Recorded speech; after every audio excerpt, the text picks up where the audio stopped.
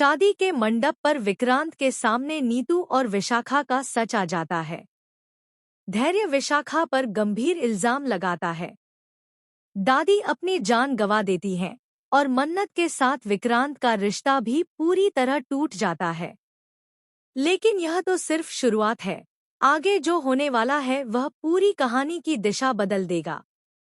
Colors TV के show मन्नत हर खुशी पाएगी के आने वाले एपिसोड में आप देखेंगे कि आखिरकार वह पल आ गया है जिसे देखने के लिए दर्शक कई हफ्तों से इंतजार कर रहे थे।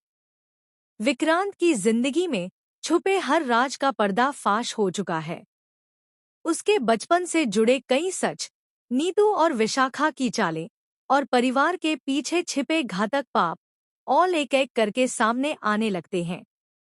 और जब नीतू और रोनी पर विशाखा के असली पति की हत्या का इल्जाम लगता है तो पूरा माहौल दहल उठता है। लेकिन कहानी यहाँ रुकती नहीं। विशाखा एक बार फिर सबको चौंका देती है क्योंकि उसकी सोची समझी चाल बिल्कुल कामयाब हो जाती है। वह सबूतों को घुमा देती है, गवाहों को मोड़ लेती है और खुद को मासूम साबित कर देती है।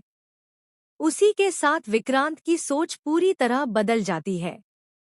वह नीतू और टोनी से नफरत करने लगता है और अपने माता पिता पर से विश्वास उठ जाता है। जो रिश्ता उसने हमेशा सबसे मजबूत माना था वह अब उसकी नजरों में छल और झूठ से भरा हुआ दिखाई देने लगता है। श्रुति, जो सच्चाई बताना चाहती है, कई बार कोशिश करती है कि विक्रांत को असली सच का पता चल जाए।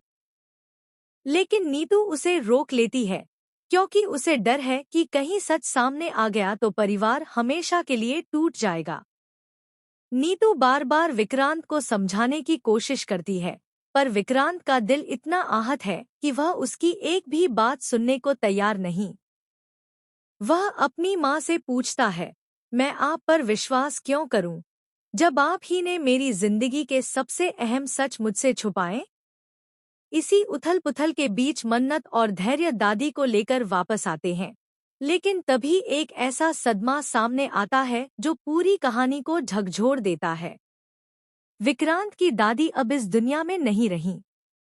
उनकी लाइफलेस बॉडी को देखकर विक्रांत का दिल पूरी तरह बिखर जाता है। दादी उसके लिए सिर्फ परिवार का हिस्सा नहीं थी, वह उसकी ताकत, उसकी छाया और उसकी आखिरी उम्मीद थी। और अब जब वह भी चली गई, विक्रांत अंदर से पूरी तरह टूट चुका है। इसी बीच धैर्य विशाखा पर एक